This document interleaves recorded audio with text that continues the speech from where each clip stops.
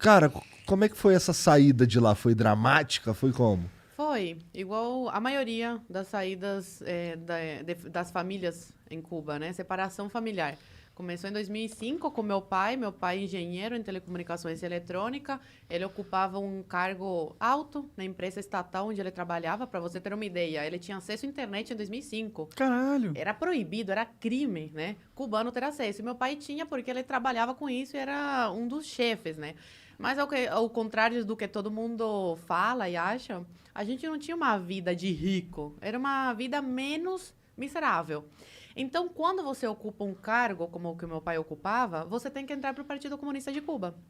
E quando você entra, aí esquece, você nunca mais consegue se desligar e sair do país. E meu pai não queria isso. Aí foi quando ele tem família brasileira, meu pai, a ascendência dele é libanesa. E há muito tempo atrás eles migraram, uma parte foi para Cuba, o avô dele foi para Cuba, outra parte para o Brasil, Venezuela. E aí essa família brasileira, a prima dele fez uma carta oficial convidando meu pai para passar umas férias aqui no Brasil, 3 meses, que era o máximo que um cubano podia ficar fora de Cuba. E aí, depois de muito trabalho, porque não foi fácil ele conseguir a autorização para sair, ele veio para cá de visita e deixou minha mãe grávida da minha irmã do meio. E eu com 5 anos na época.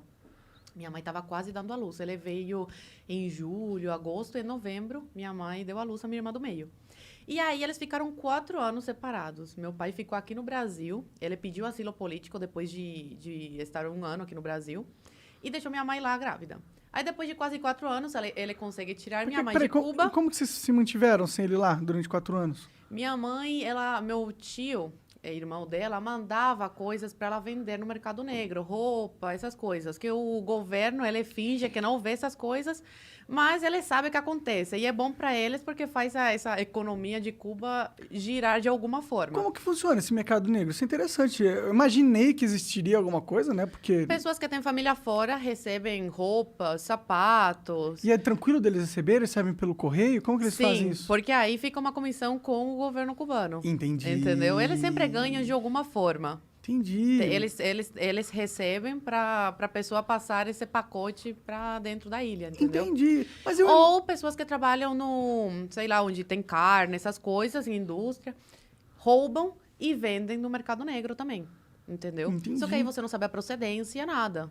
A gente não sabia de onde saía o frango que minha avó, meu avô compravam para manter a gente em Cuba. Cara, isso é muito louco, porque assim, você tá me contando coisas que pra mim eram fábulas, sabe? Eu achava, eu sabia, quer dizer, já tinha escutado falar como era a vida lá, mas pelo que você tá me falando, uma cubana que viveu lá e que tem família lá, Tenho. isso é assustador até. Mas Tipo, não poder sair de Cuba.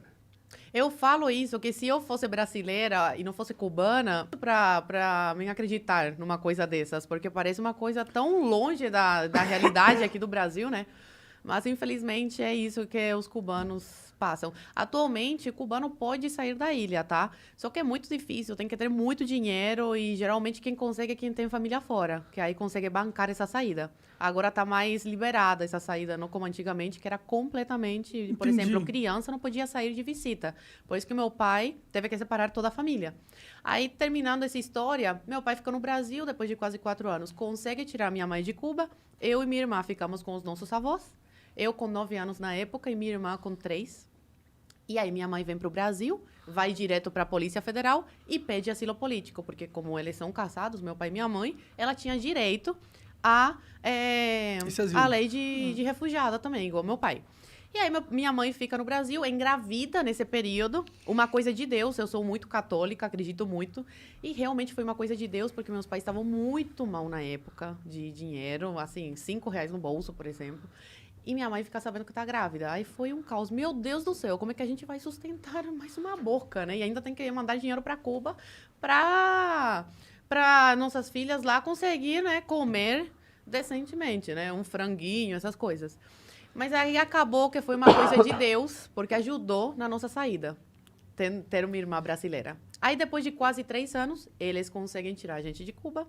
Meu pai conhece a minha irmã do meio com 5 anos e volta a me ver com 12. E a gente conhece a nossa irmã caçula brasileira, juinvilense, Santa Catarina, com quase 3 anos. Aí, resumidamente, Essa é a história da minha família. Então eu tô